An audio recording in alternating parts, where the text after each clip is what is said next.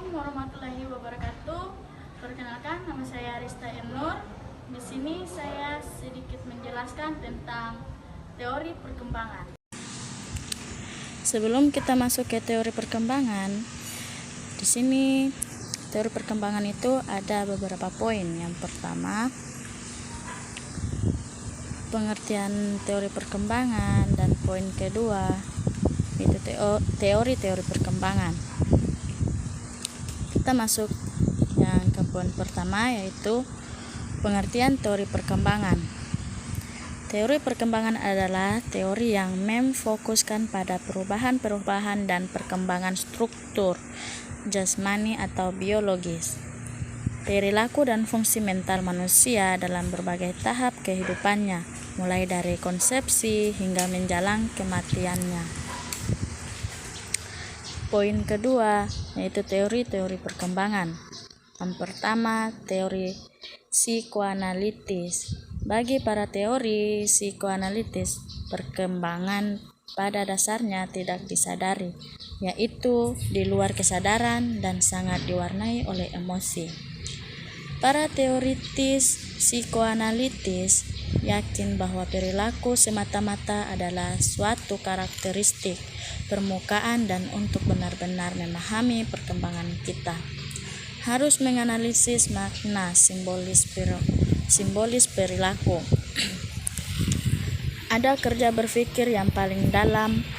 Para teoritis psikoanalitis juga menekankan bahwa pengalaman-pengalaman sebelumnya dengan orang tua secara ekstensif membentuk perkembangan kita. Yang pertama yaitu teori kognitif. Sementara teori-teori psikoanalitis menekankan pentingnya pikiran-pikiran tidak sadar anak-anak, teori-teori kognitif menekankan pikiran-pikiran sadar mereka. Sini ada dua teori kognitif yang penting, yaitu A. Teori Piaget. Jean Piaget pada tahun 1896 sampai 1980 menekankan bahwa anak-anak membangun secara aktif dunia kognitif mereka sendiri. Informasi tidak sekedar dituangkan ke dalam pikiran mereka dari lingkungan. Piaget yakin bahwa anak-anak menyesuaikan pemikiran mereka untuk mencangkup gagasan-gagasan baru. Karena informasi tambahan memajukan pemahaman. Dalam pandangan Piaget, dua proses mendasari perkembangan individu, ialah pengorganisasian dan penyesuaian. Dan untuk membuat dunia kita masuk akal, kita mengorganisasikan pengamatan-pengamatan dan pengalaman-pengalaman lain, dan juga menyesuaikan pemikiran kita untuk meliputi gagasan baru. B. Pendekatan pemrosesan informasi. Pendekatan pemrosesan informasi berkaitan dengan bagaimana individu memproses informasi tentang dunia mereka, bagaimana informasi masuk ke dalam pikiran, bagaimana informasi disimpan dan disebarkan, dan bagaimana informasi yang diambil kembali untuk melaksanakan kegiatan-kegiatan yang kompleks seperti memecahkan masalah dan pikiran. 3. Teori perilaku dan belajar sosial. Para behavioris atau para ahli perilaku yakni bahwa kita seharusnya hanya menguji apa yang dapat diamati dan diukur secara langsung. Kira-kira pada waktu yang sama ketika Freud menginterpretasikan pikiran tidak sadar pasiennya sepanjang pengalaman masa awal-awal anak, para behavioris seperti Ivan Pavlov dan John B. Watson melaksanakan pengamatan rinci tentang perilaku atau behavioral. Perkembangan keyakinan bahwa perkembangan ialah perilaku di lingkungan laboratorium yang terkontrol. 4. Teori etologis.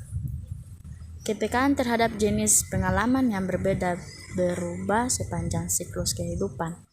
Ada atau tidak adanya pengalaman-pengalaman tertentu pada waktu tertentu pada masa hidup memengaruhi individu dengan baik di luar waktu.